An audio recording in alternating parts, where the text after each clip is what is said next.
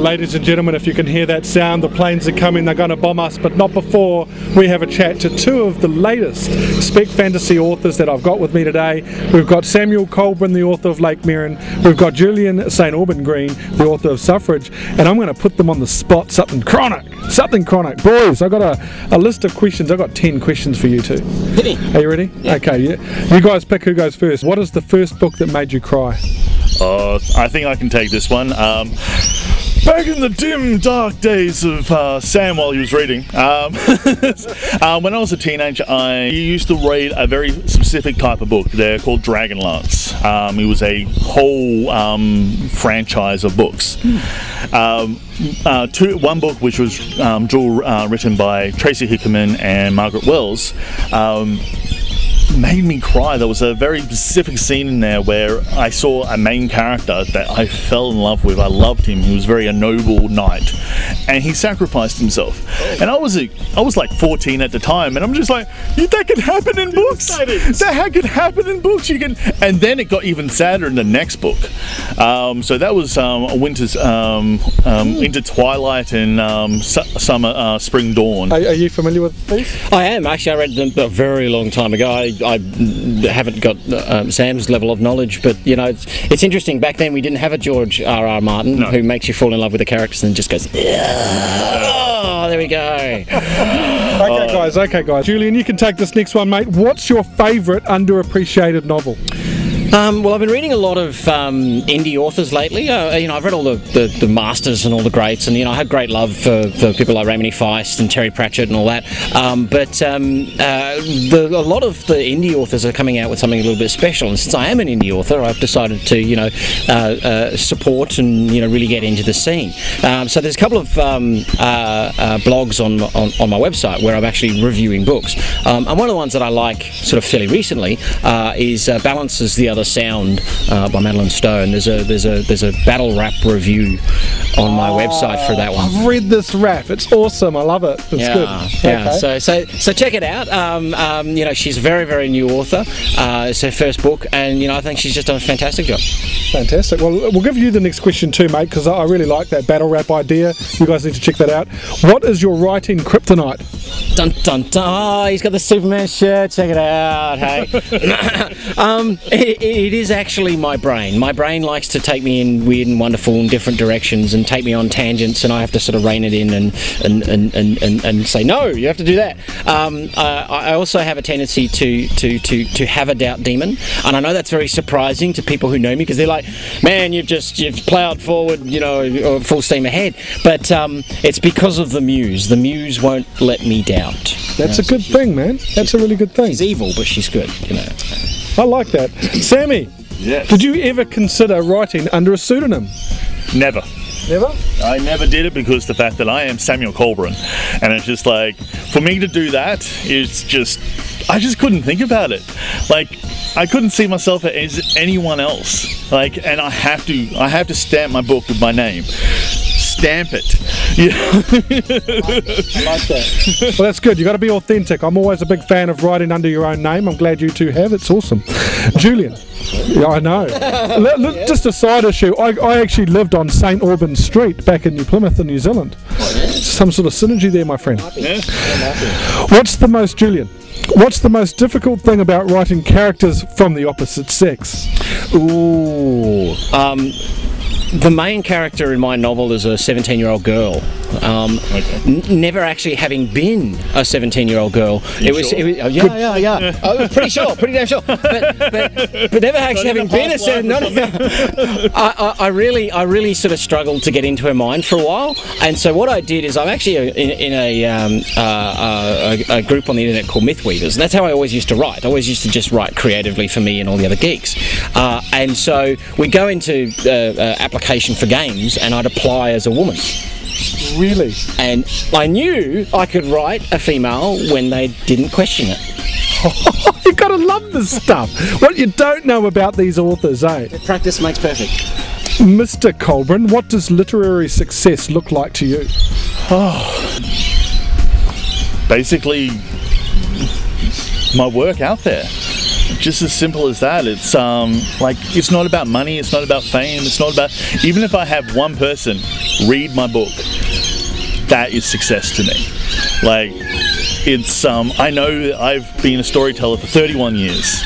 Like, since I was 6 years of age, I've been telling stories, and people love my stories.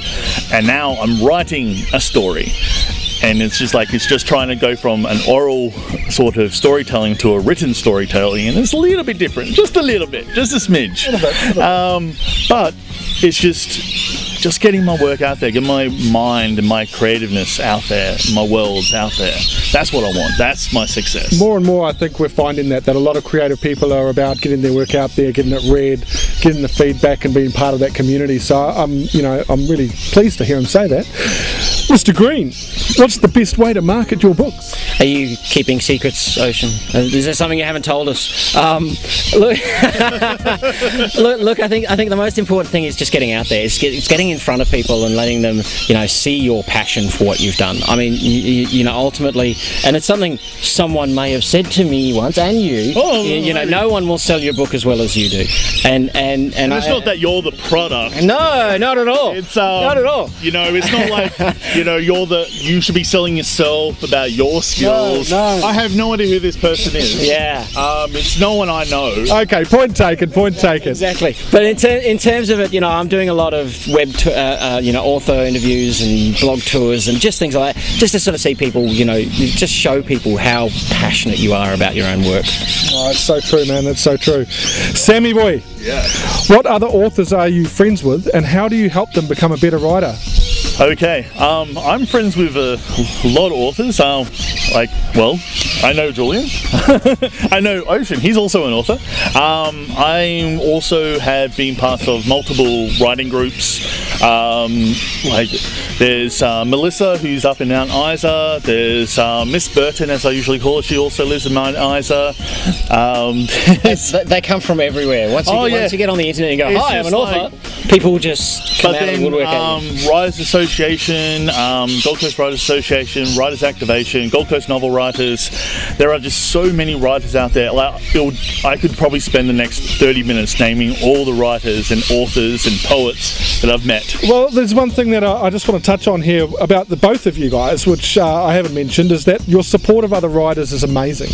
And for someone to sit in the shadows, a bit like I do in bringing this to life, it's really welcoming and pleasing to see how well you two work and promoting other people's work, sometimes even ahead of your own. Well, I think if I could, I'll go for it. Say the right. Just take hold of it. Okay, just run with it. I think a lot of a mistake a lot of authors make is they go, oh, I'm in this genre. That means I can't talk to anybody else in that genre because you're my competition. And we're not like that. It's not like that. You get, we're going to read more than one book in our entire life, and if someone likes, that's right. And so if someone likes Sam's stuff, and Sam goes, hey, I'm good friends with Julian, I like his stuff, you should check it out. It's just more impetus. So it's share and share alike. The more that you share, it's more of a liquid network. That's right, and a liquid network is the key to creativity, because one brain, awesome. 3 brains, even better. Okay, next question. Final question. Actually, I might give this to both of you. Okay. We'll start with you, Julian. If you had to do something differently as a child or teenager to become a better writer as an adult, what would you do? That's a good question. Can I skip to you and think about it? Yeah, no. I probably have talked a couple of times about this. I've been a storyteller since I was young, and it's just like some of these stories that I've actually created, I should have started writing down. Just writing it down. I revisited 2 stories particularly from when I was 6 years of age, and I started writing a blog about it. And I started writing and going explaining it. I went, stopped. Hang on a second. This is a premise. This isn't just a blog. This is a premise. I can't put this up. So I had to write a blog about one of my blogs. Okay, so the answer to this question, the answer to the question from you is that basically start putting those stories down on paper. So right. Right, and don't lose it. And is that yours? Well, it is and it isn't, because I get a million ideas a second, so I have to sort of corral them a little bit more, and do the extreme vote off as who gets to leave the island. So I think for me.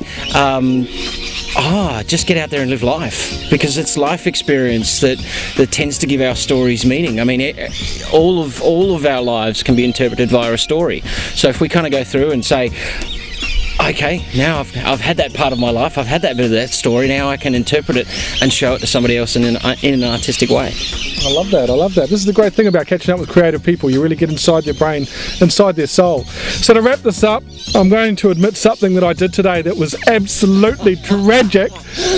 As we were looking for locations, we decided to come where the birds hang out, because earlier we shot down to the beach, but it was a bit windy.